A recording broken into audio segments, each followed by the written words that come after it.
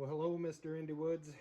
I figured it might be quicker for me just to give you a video answer on some of the questions here. I would say probably let's work off of bearing pockets and milling them down and doing whatever with them, or grinding them, I should say. Um,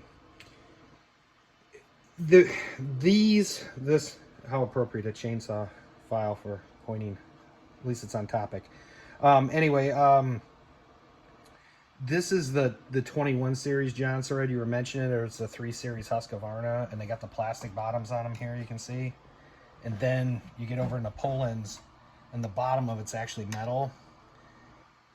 So there would be a definite size difference, even if you could put one of these caps on right here and throw it in there. Because I like where your mind's going. Because I was thinking the same thing when I first started messing around with these. I thought, wouldn't it be cool to stick a Husky engine in a Poulan?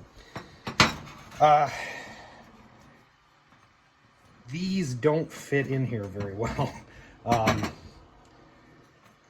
but this fits nice and snug. And the bearing is different too, so you can't just lock. You just can't take one of these bearings and drop it in here because it's different. I think the amount of JB weld and a fill-in would be probably more work than it's worth. But I thought about it too. I thought it'd be kind of cool. I would say probably before. I mean, I think what you take out of this is if you take these Poulans and you widen the intake and you widen the exhaust with no degree wheel, within reason, deburr it good, make sure you're not going to chew it all up, get some fresh bearings and stuff. You get a new 42cc cylinder, open up the muffler on it, not insane, but just open it up. It's surprising how much they wake up. I don't know whether, I'm fiddling with it, I'm messing with it, but I don't know how much, if that's worth the work of doing what I did to it. It was more of just a fun project just to see if I could do it. And I'm still having trouble with it. So this, I think, is your best bang for your buck if you want to have some fun. And the reason why is because for the average Joe, you take one of these, and hopefully you can still see it here, but the cylinder's flat on the bottom, this cap is flat. So if you want to adjust your compression, there's no milling of pockets here. You get this on a I have a granite surface plate, a little one, with some sandpaper on there. I'd have to look at my notes, but I took about 30 thousandths off this one right here and got the squish down to where it was about 20. It does make a difference having more compression, but again, I just wonder on these Poulans if it's worth the time and energy that you put into it to do it. That's the whole problem where you'll hear on sometimes a lot of folks complain about the clamshell because it's a lot of work to do something with this, unless you could just buy a pop-up piston, which as far as I know, they don't make it, to get some more compression. Because in general, not always, but more compression is generally going to mean more torque. All things being equal, but not always. The other bang for your buck, I think, is a good one. Like number one, because this is flat, you can mill it, or yeah, I say mill it, but you can grind it off on a stone or a flat plate or something. 34, the 4000 series, they're Poulans. The 4000 series, the 3700, and the 3400. That's, again, the cylinder is flat right here. And you can stick this on a plate again. Now, it's another great example. On this one here, I took, I forget how much I took off of it now, but I'd have to look at my notes again, but I want to say about 25 or 30 thousandths off this to get the squish up, because these are horrible. The Poulans are always known for the big squish. That's a 3400. That's not the most desirable, but I figured I'd play with it and see what I could get out of it. But anyway, that's pretty much that. Talking about timing numbers, stock on this one.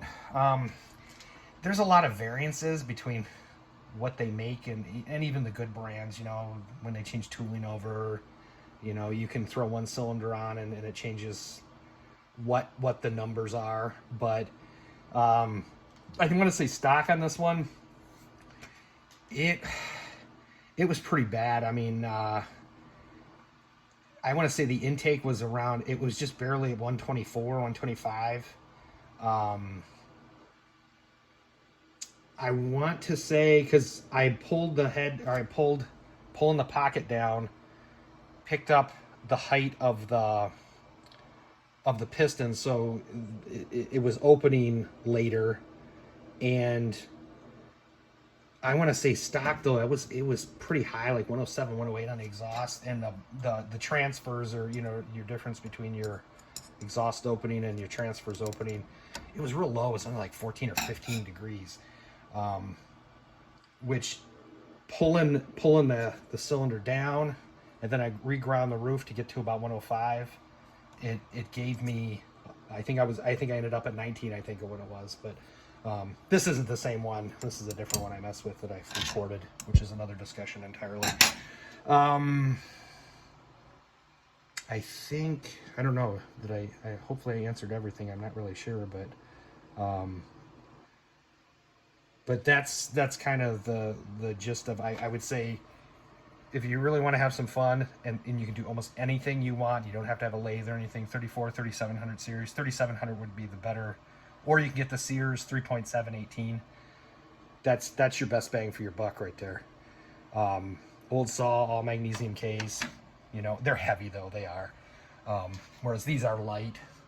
This is a great bang for your buck too, but the only problem with these, the cylinders are about the same on these as these for the cost if you're just going to buy a cheapie. It's just the price of the saws. These things became hot over the years, and it's even the one that's tore up pretty bad. You get one with a melted cylinder, they went over $100 for it.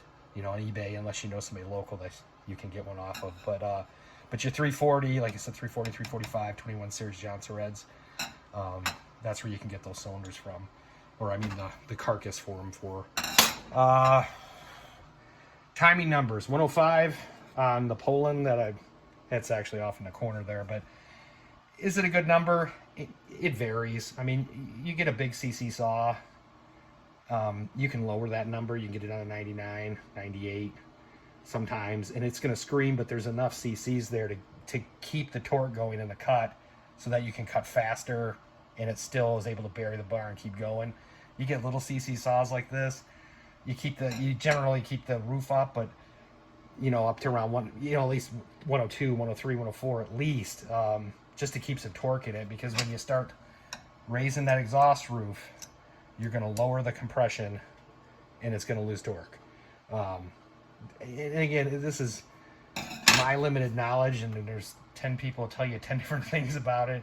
But I would highly suggest, though, if you want to, if you haven't already, I would highly suggest, there's 3 channels that I learned a lot about how to do this and kind of what you're looking for, and I still know very little compared to these folks. But Iron Horse, he's on YouTube. Tin Man, Smitty's Chainsaws, he's doing a series. He's got a whole video series of it on a home light. There's some differences, but at least you learn a little bit how to use a degree wheel and some other things, and get a degree wheel, and it's a lot of fun. I don't even really have much need for all these saws, but I just like messing with them. It's just something it's cheaper than cars, let's just put it that way, and you can still hot rod them and have some fun. So hopefully I answered all your questions, and I apologize if you already know some of this or I'm telling you stuff you already know. I just figured I'd give my brief take on the question at least, and hopefully again that answers all your questions. Take care.